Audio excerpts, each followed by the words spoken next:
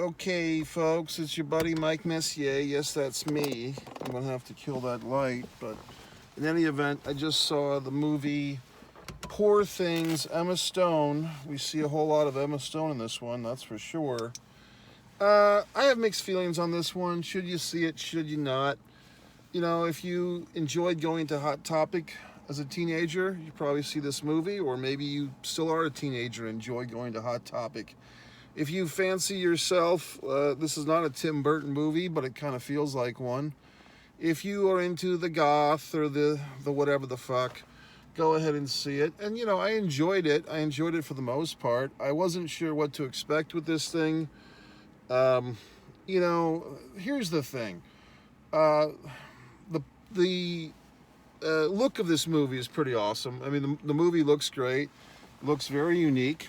Emma Stone, I'm a big fan of, believe it or not. I think, wasn't she Cruella de Vil in the Dalmatian thing a few summers ago? And she was in La La Land. That's her, right? Or is that the... Yeah, that was her. Or was that the other? I don't know. But I like her a lot. I think she's a great actress, very spunky. And she took on this role, I mean, you could say a challenging role. What does that mean? A lot of nudity. That's what it means. I mean, there's just a lot of Emma Stone body, flesh in this movie. But it's a weird story, but it's an interesting story. I mean, it's kind of a mishmash. You've got your Frankenstein elements, kind of Frankenstein creating Frankenstein, like Frankenstein's monster, I should say, creating Frankenstein's monster. That's the thing we all fuck up on. Did you know that Frankenstein was actually the doctor and it's Frankenstein's monster? It's, you know, one of those things everyone fucks up on. It's Frankenstein. So imagine if Frankenstein's monster, played by Willem Dafoe, not William. What the fuck was his parents thinking? Oh, we'll just name this guy Willem. No William. I mean, I don't know. I just like a William with that I in there, the Willem. What the fuck? So anyway, Willem, so fucking pretentious. Dafoe, great actor, playing the kind of mismatch of Frankenstein, Dr. Frankenstein. And then you have your whole, I mean, this is kind of the inside out of the Barbie movie from last summer. You have your whole, I mean, these are the movie's words, not mine. What a stunning retard is how the guy who falls in love with Bella is the creation, the Emma Stone character, kind of the daughter of Frankenstein's monster, so to speak. Basically, it's these creatures, these subhumans that are basically taking body parts and mixing and matching body parts. And then they also do this with animals. There's like a fucking chicken with a dog head and all this weird shit. Kind of the stuff that nightmares are made of. Nightmare fuel, as the fucking kids say. Whoever these fucking asshole kids are. So I just hate how every word now is used incorrectly. Like assholes will say, oh, it's been a minute, which means it's been 12 years. Well, what the fuck? If it's been a long time, say, oh, it's been a long time. But no, we have to say, oh, it's been a minute. What the fuck, asshole? I was once a witness to some millennial fuck having a conversation with a slightly older person. They were talking about getting from one place to another, and the millennial fuck said, well, that restaurant's a minute away. And the older person said, oh, great, well, let's go there. Well, no, it's a minute away. Well, asshole, is the millennial fuck, it doesn't realize that if you say something's a minute away, in regards to a goddamn restaurant you might be possibly dining at, then it's just kind of logical that someone say, oh, cool, it's a minute away, I'll go there. But no, in my idiot millennial fucking mind, you say a minute away, meaning it's an hour away. So you asshole children with your fucking warped sense of language, using words incorrectly, you're going to be the downfall of society. I hope you fucking know. And I'm happy about it. See? I use your stupid goddamn sarcasm on you, you fucks. Let's go back to this movie. Why am I so upset? Well, it's just another fucking movie, another story where It's somehow supposed to be a female empowerment story, which I'm all for. Okay, hashtag whatever the fuck. It's all supposed to be empowering women, girl power. Somebody takes a beautiful girl and hides her away from the rest of the world, type of deal. And we're supposed to feel bad for Bella the monster because she's stuck at home. She's under lock and key, like she's got the metaphorical chastity belt on her from her Frankenstein monster father, sort of. And what she doesn't know, spoiler, that we find out soon enough, kind of a weird thing. Basically, she's her own daughter. Ooh. This woman that we see in the beginning of the movie tried to commit suicide by jumping off a fucking bridge. The Frankenstein's monster Baxter here, the Willem Dafoe, found the body, was able to save the person from fully dying, removed her brain, figuring, hey, she wanted to kill herself, I'm going to take her brain out. But also the woman, Victoria, I believe the name was pregnant, and kind of sickly, removed the baby from her body, took the baby's brain out, and put the baby's brain in the fully developed woman who had just tried to kill herself. So basically, replaced a suicidal woman's brain with the brain of her unborn, soon-to-be born infant daughter. So pretty sick. I mean, I guess it would have been more interesting to be, now that I think about it, if it had been an infant son. If you took the infant son and you put the infant son in the fucking body of his mother. I mean, Christ, now we got a movie, folks. So, I mean, shit. Why don't they do that? I mean, that's more timely for this era, isn't it, assholes? So we move forth in this goddamn movie, and it's this, that, and the other. And so then, we discover that Emma Stone, or whatever the fuck her name is, Bella, okay, like Streetcar Named Desire. Bella is basically this young doctor guy is fascinated with the Frankenstein monster Baxter. He's a normal human being. He gets a job as basically like Bella's receptionist, like taking account of all the wonderful things she does. And then, shockingly, I guess she's, advanced. Like, she doesn't have an infant brain her whole life. Like, her brain, because it's in the body of a fully grown woman, is developing quite quickly, and she discovers the joy of masturbation with fruit. So we get to see these pretty, I don't know if it's disturbing or funny or whatever the fuck, graphic, but not really graphic, of this character, Bella, played by Emma Stone, essentially pleasuring herself, working herself, as they say, to fruit and to other objects. And so the fucking Bella, the creator, her pseudo father, proposes that this young doctor guy marry Bella, and then the young doctor guy's, well, I kind of thought that you were raising her to fuck her, that's what he says to her. And they're speaking in this kind of 1800s, like 1820s type of language, or whatever the fuck year it's supposed to be. It's definitely like a different type of, it's like a parallel universe like ours, but not exactly ours. Basically it's one of those deals where we don't really have a time or a place. I mean, they do say different cities, but we're not really sure where our landing point is, because there's creations in this movie. There's a fucking car with a horse head on it, all types of weird things. So Bella discovers the joy of masturbation. She agrees to marry this gentleman. They bring in a lawyer played by who the fuck, that guy who's in everything. They bring in this lawyer guy to like make it all official, and he is intrigued by the sounds of this Bella. He wants to meet the woman who's so beautiful that she has to live her whole life indoors and not deal with other people. So he goes to meet her, and he puts his hands in her body, so to speak, and he's making a move on her, and he wants to take her away to Lisbon on a getaway. And so she comes up with this compromise. Hey, I'm going to go and have this guy as a fuckboy for a couple of weeks for an adventure, and then I'm going to come home and I'm going to marry the simp. And so She does. I mean, so this is where this movie is like, you go, girl. You know, you go fuck half of Lisbon. And basically, she goes on this adventure where first she's fucking this guy left and right. He can't hold up. He can't hold it. And I don't know if we're actually explained to why Bella has these super capabilities for having sex, other than it's a movie and, you know, we should go along with it. But basically, if she's got this childlike brain in her woman's body, how does that equate to, like, you know, she's got an insatiable sexual appetite? Probably because this is a movie directed by a man trying to make a woman's empowerment movie. And how most male directors realize that with their female characters is, well, she fucks a lot.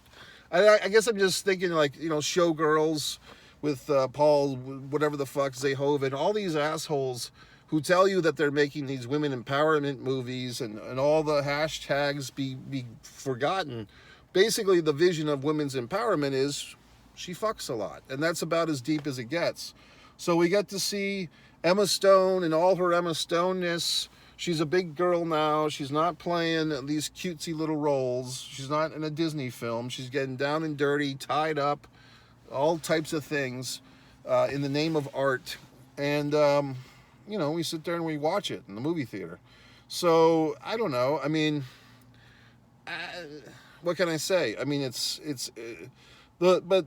she's finding her humanity through sex. And then she even becomes a prostitute. She becomes a whore in Paris, as she says, because she realizes she likes the touch of so many men. And of course, a woman lover comes along too, a fellow prostitute.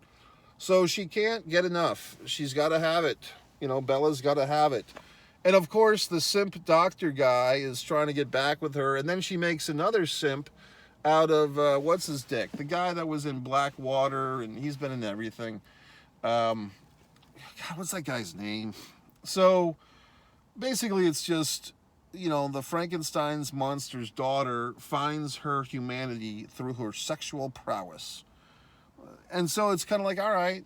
But it's kind of like, to me, there was other aspects of this story that are pretty interesting. And then I guess we get there in the third act, we might say, when she's going to marry the simp doctor, even though she's whored out all over Paris and he knows this.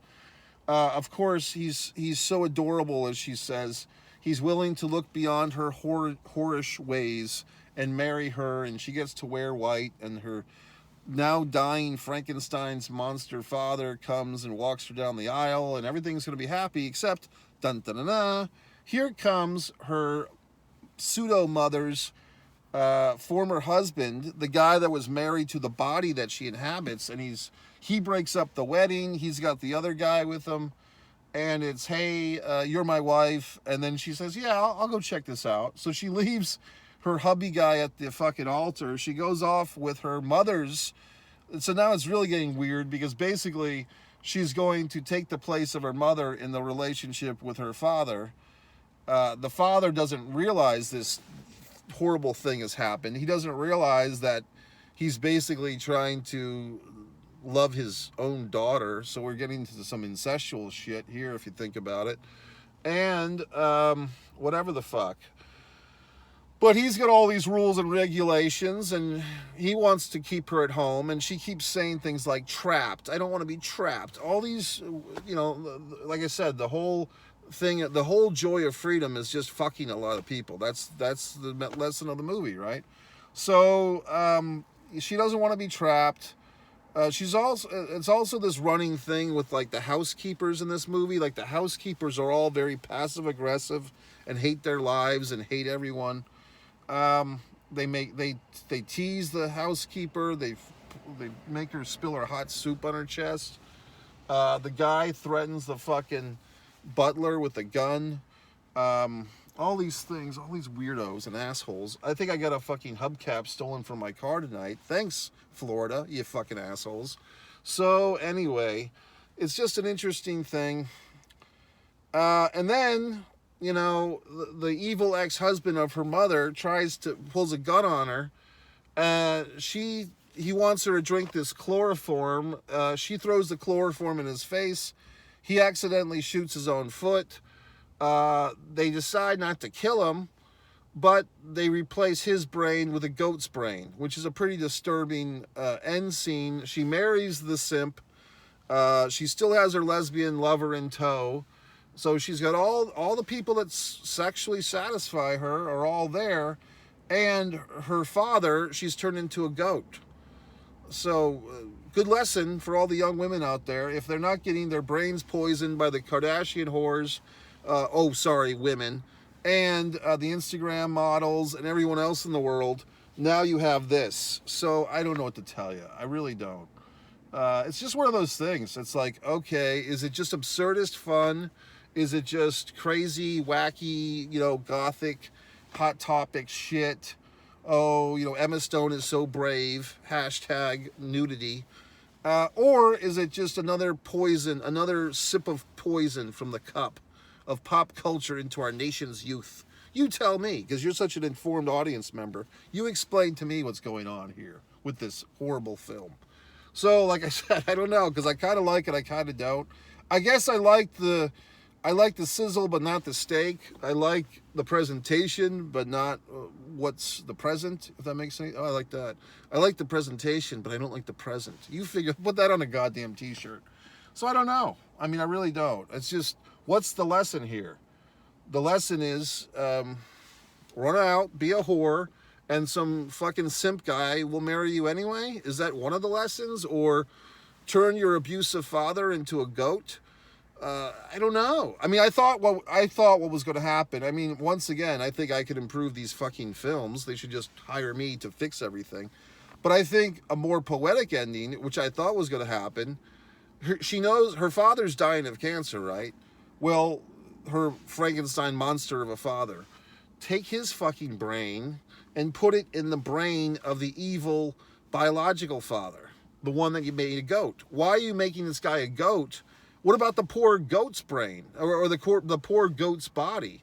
Did you put the human guy's brain into the goat? That would have, I mean, if you really want to get sick and dark, you don't just put the goat's brain into the bad guy's body. Put the bad father, put his brain into the goat's body, and have a shot, a camera angle, a shot of the goat, like just sad, because now as the audience, oh my God, they've put that human guy's brain into this poor fucking goat. Why are you punishing the goat? Like you put the goat into the fucking human guy's body, you're punishing the goat. Because now the goat's in a body that's not his or hers, if it's a fucking female goat. So you've killed the guy, you've killed the evil father, and you've punished an innocent goat. Where is PETA in all this madness? Where is the Goat Society of America? Because, see? I mean, I'm picking out flaws in the armor of this film. I mean, they think that they're torturing the evil father, but they're not. They're killing him, unless they put his brain into a goat. That's a real torture. But who you're torturing is the goat. Understand? And not, as the assholes say, one of the goats. I'm talking about an actual fucking four-legged goat, a farm animal. That's another thing about today's kids, or just people, idiots in general. One of the goats. Oh, he's one of the goats. This is my Mount Rushmore of goats. Greatest of all time is a singular proclamation. It's one fucking person. Muhammad Ali was like the first person that I remember that was always being called the GOAT, the greatest of all time. And get this, a prior generation, when you called someone a GOAT, you meant that they were the fuck up. They were the GOAT, referring to the animal that fucking ruined everything. They're like the field goal kicker that missed a 20-yard field goal is the GOAT. He's the GOAT because he fucked up. So I just have to explain everything. People say, well, Mike, why do you get upset when people don't use their apostrophes correctly? Because I was a goddamned English major, okay? So when people misuse the fucking English language, I take it a little personally. I mean, I've been to fucking films in the cinema where they had an apostrophe in the goddamn movie used incorrectly. And it's upsetting to me, assholes. So, anyway, going back to this fucking film, if you like seeing Emma Stone naked and tied up, I mean, yeah, go see this movie. If you're looking for some weird fucking thing, yeah. I mean, visually it's a great movie. Whatever the fuck that's worth. But is it some, I think what they want to do is make some fucking, like Barbie, but Barbie had fun with it. This one, it's a different type of fun. This is your goth, fucking hot topic, this is your hot topic goth is what this is. That's all it is, okay? It's not Edgar Allan fucking Poe here, okay? So anyway, I mean, very brave, Emma. You showed your naked body. Give you an Oscar, okay? I don't know. Like I said, I have mixed feelings about this one. I feel like there was some really and I think the most interesting shit is when she's going back to like taking her mother's place, and I think they could have really gone pretty interesting with that, but instead it was a throwaway when she actually reveals to this bad guy that, hey, my mother killed herself, and my fucking infant brain was put in her body, so you're actually, if you're trying to fuck me, you're trying to fuck your own daughter. Like, that could have been spelled out in a bunch of scenes instead of basically what I just did. She just says it, and then he pulls the gun on her. I think they had so much there, storyline-wise, but instead, we get all these scenes of, Bella going to fucking Paris and getting fucked. So, it's just, to me, and look, man, 9.5 weeks or 8.5 weeks or whatever the fuck, all these movies with a lot of good sex, they're great, but have a goddamn story along with it. And I feel that this movie kind of uses the sex as a substitute for story. Which, like I said, Emma Stone's very beautiful, and I think this, in her mind, she was doing some empowering thing with this movie. But you have to have the story to back it up. It can't just be, but, I said you can't, but obviously they made the movie because they, suckered her into making it, and she did it, and now here it is. So whatever the fuck. So that's it. Mixed feelings. Some person on a motorcycle on a Monday night. Look at me. Rev. Easy fucking rider over here in a goddamn suburban shopping mall with his fucking motorcycle. Okay, Clint Eastwood. I mean, what the fuck? What are you trying to prove? You're in a goddamn, there's a TGI Fridays right here, and you're on your fucking motorcycle like you're in fucking Sturgis. All right, asshole? I mean, what a pretentious fuck. What a poserific fuck. All right, folks, that's it. Mike Messier. Hey, why don't you do me a goddamn favor? Instead of just watching all my videos and telling me how fucking great I am, why don't you just go to the goddamn YouTube channel and subscribe? It takes you a half a fucking second. I mean, I've got all these people literally calling me on the telephone to tell me how much they love my Mike's Instant Movie Reviews, yet I've got 60 goddamn subscribers. Well, look, assholes, I want some more subscribers, so start subscribing and sharing to your piece of shit friends while you're at it. Good night, fucks.